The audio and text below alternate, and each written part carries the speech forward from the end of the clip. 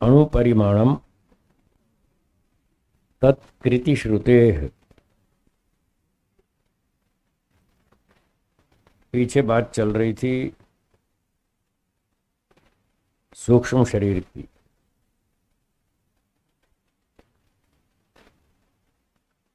उसके विषय में कह रहे हैं सूक्ष्म शरीर अणुपरिमाणम, छोटे साइज का है।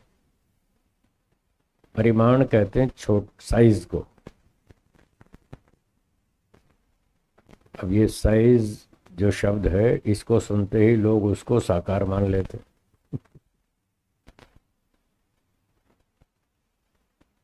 तो दार्शनिक भाषा में साइज का मतलब साकार नहीं है।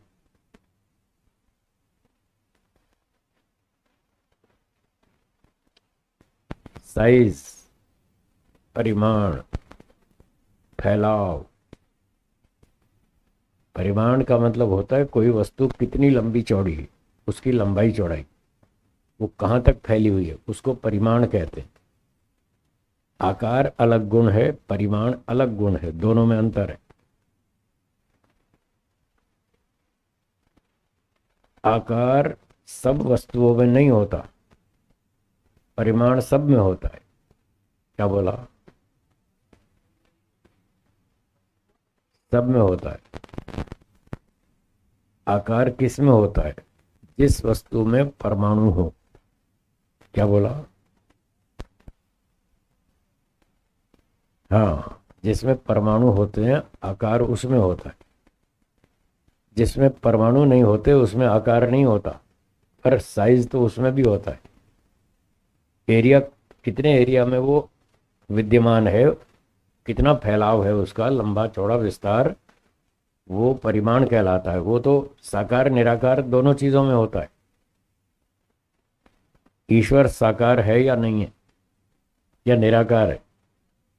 निराकार है। तो ईश्वर में परिमाण है या नहीं है? देखो, आपने मान लिया ना। ईश्वर निराकार है और उसमें परिमाण है, नहीं हो सकता। हाँ, अणु और महत ये दो शब्द परिमाण के वाचक हैं, परिमाण को बताते हैं। अणु परिमाण, महत परिमाण। आज के इस सूत्र में अणु परिमाण शब्द लिखा है। तो एक अणु, उसका अर्थ है छोटा, और ये परिमाण गुण की बात चल रही है। अणु का मतलब यहां परमाणु द्रव्य नहीं, परिमाण एक गुण है। क्या बोला? गुण है, यहां गुण की बात चल रही है, परिमाण गुण। अणु, अणु शब्द परिमाण गुण का बोधक है, वो परिमाण गुण को बताता है। और इसका प्रतिपक्षी शब्द है महत। अणु का विपरीत क्या है? महत। वैशेषिक दर्शन में 4 प्रकार का परिमाण बताया है, कुल मिलाकर 4 प्रकार का परिमाण गुण। उनके नाम बोलिए। अणु, महत, ह्रस्व, दीर्घ, ये 4 परिमाण। अणु, महत, ह्रस्व, दीर्घ। अणु का अर्थ छोटा, महत का अर्थ बड़ा, ह्रस्व का अर्थ छोटा, दीर्घ का अर्थ बड़ा। जब अणु और महत छोटा बड़ा, ह्रस्व दीर्घ भी छोटा बड़ा, तो फिर अंतर क्या हुआ? दोनों में एक ही अर्थ आ रहा है। अंतर यह है, जो वस्तु गोलाई में है छोटी, उसका परिमाण अणु है। बोलिए बोलिए, तब याद रहेगा, नहीं तो भूल जाएंगे। गोलाई में जो छोटा पदार्थ है उसका परिमाण अणु है, वो अणु शब्द से कहा जाएगा। और जो लंबाई में छोटा है वो ह्रस्व कहलाएगा। नींबू गोलाई में है, छोटा है, इसमें अणु परिमाण। तरबूज गोलाई में है, वो बड़े बड़े साइज का है, ठीक है ना। वो गोलाई में जो छोटा और बड़ा हो उसको अणु और महत कहेंगे। तो तरबूज को महत कहेंगे और नींबू को अणु कहेंगे, दोनों गोलाई में है, ठीक है। और लंबाई में एक बस है और एक ट्रेन है, दोनों लंबाई में है। इन लंबाई में छोटी कौन है? तो बस का जो परिमाण है वो ह्रस्व परिमाण, और ट्रेन का जो परिमाण है वो दीर्घ परिमाण। बस ये फर्क है, गोलाई और लंबाई, इतना अंतर है।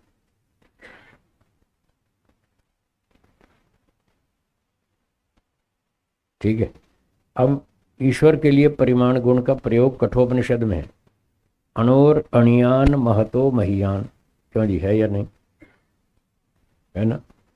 तो अणु छोटे से भी छोटा है और महत बड़े से भी बड़ा है। महतो महियान, बड़े से भी बड़ा है ईश्वर, और अणोर अणियान, छोटे से भी छोटा है, सबसे छोटा है ईश्वर। बड़ा विचित्र पदार्थ है छोटे से छोटा है और बड़े से बड़ा है, मतलब सबको घेर रखा है उसने, चारों ओर से सबको लपेट रखा है। सारी दुनिया ईश्वर के अंदर है। तो परिमाण तो ईश्वर में भी है, वो निराकार है। जैसे परिमाण निराकार ईश्वर में है, ऐसे परिमाण निराकार आत्मा में भी है, पर आकार नहीं है। परिमाण तो है, आत्मा में भी अणुपरिमाण, वो बहुत छोटा है, आकार नहीं है, न ईश्वर में न आत्मा में। दो में से आकार किसी में भी नहीं है, क्योंकि हेतु बताया था उसमें परमाणु नहीं है। जिसमें परमाणु होते हैं उसमें आकार होता है, परमाणु में खुद में आकार है, इसलिए परमाणु या उससे बनी हर चीज में आकार होगा। और जिसमें परमाणु नहीं है उसमें आकार नहीं होगा। ईश्वर में परमाणु नहीं है, इसलिए वो निराकार है। आत्मा में परमाणु नहीं है, वो भी निराकार है। दिशा, काल और आकाश, ये तीन पदार्थ हैं, इनमें भी परमाणु नहीं है, ये भी निराकार है।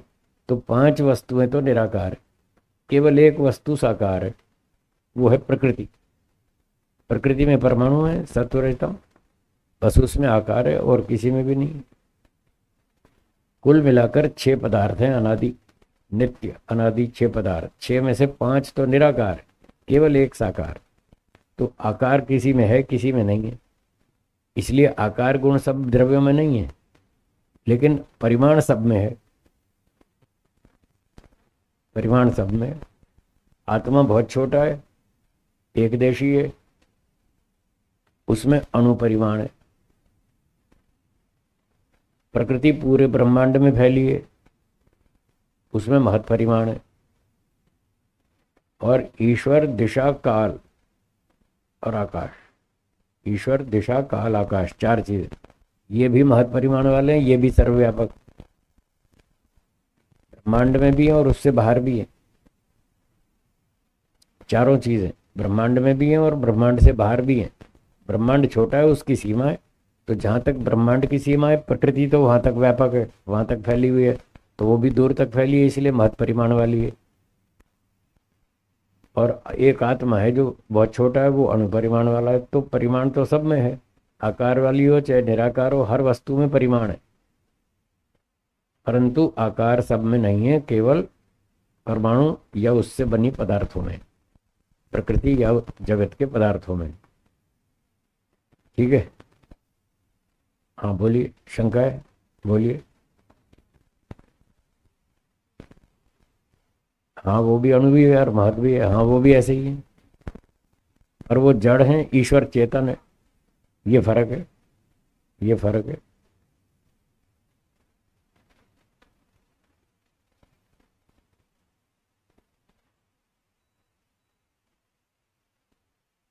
ठीक है।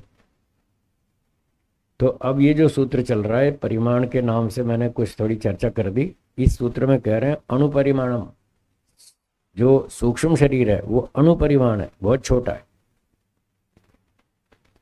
इतना छोटा है कि जो प्राणी, स्थूल शरीर वाले प्राणी आंख से भी नहीं दिखते, इतने छोटे, बैक्टीरिया, वायरस, इतने छोटे छोटे जो आंखों से भी नहीं दिखते, उनमें भी है। उनमें आत्मा भी है और सूक्ष्म शरीर भी है और स्थूल शरीर भी है, तीनों है तब भी नहीं दिखते। आप सोचिए कितना छोटा होगा। माइक्रोस्कोप से बायोलॉजी वाले देखते हैं बहुत सारे प्राणियों को, वो भी स्थूल शरीर को देख पाते हैं, सूक्ष्म शरीर को तो मशीन से भी नहीं देख सकते, ना आत्मा को देख सकते, वो उनकी मशीन की पकड़ में भी नहीं आता, इतना छोटा। तो ये बात बताई जा रही है इस सूत्र में। अणुपरिमाणम, सूक्ष्म शरीर बहुत छोटा है। जब आत्मा निकलता है, मृत्यु के समय शरीर छोड़कर आत्मा निकलता है, उस समय आत्मा भी चला गया और सूक्ष्म शरीर भी चला गया और किसी को खबर नहीं हुई, पता ही नहीं चला कौन कब कहाँ चला गया। आना जाते जाते जाते कोई दिखता नहीं, कुछ भी नहीं पता चलता, किसी मशीन की पकड़ में भी नहीं आता, कोई एक्सरे मशीन भी उसका फोटो नहीं खींच पा रही, न सूक्ष्म शरीर का न आत्मा का। ये दोनों बहुत सूक्ष्म हैं, मशीनों की पकड़ में भी नहीं आते, इतना छोटा। तत्कृति श्रुते है, उस तत् का मतलब उस सूक्ष्म शरीर की, कृति रचना, उत्पत्ति रचना, श्रुते सुनाई देने से, शास्त्रों में बताया है कि उस सूक्ष्म शरीर की उत्पत्ति हुई है, उसकी रचना हुई है। तो जिसकी उत्पत्ति हुई है, रचना हुई है, वैसे भी वो छोटे साइज का ही होगा, इसलिए रचना हुई, ये भी एक कारण है जिसकी वजह से उसका साइज छोटा है, परिमाण छोटा है। आत्मा का साइज भी छोटा है, ये बात भी वैशेषिक दर्शन में लिखी है। विभवान महान आकाश तथा च आत्मा, विभु होने से, व्यापक होने से, महान महत परिमाण वाला आकाश, आकाश है, आकाश व्यापक है इसलिए आकाश महत परिमाण वाला है। और तथा च आत्मा, यहाँ आत्मा शब्द का अर्थ परमात्मा, व्यापक होने से परमात्मा भी महत परिमाण वाला है। ठीक है। और अगला सूत्र है तद अभावात अनुमन, वहाँ मन की चर्चा है कि मन जो है उसमें तद अभावात, व्यापकत्व अभावात, मन व्यापक नहीं है। आकाश व्यापक है इसलिए महत परिमाण वाला है, मन व्यापक नहीं है, एक देशी है, छोटा है, इसलिए अनुमन, मन छोटा है।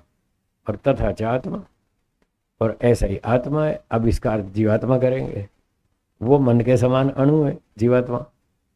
तो ये सब सूत्र वैशेषिक दर्शन के हैं, उसमें बताया कणाद मुनि जी ने, आकाश महत परिमाण वाला है, व्यापक है, ईश्वर भी महत परिमाण वाला है, व्यापक है। और मन व्यापक नहीं है, एक देशी है, बहुत छोटा है। आत्मा भी एक देशी है, बहुत छोटा है। ठीक है, चलिए ये हो गया सूत्र 14वां। उसकी उत्पत्ति सुनाई देती है शास्त्रों में, इसलिए सूक्ष्म शरीर बहुत छोटा है।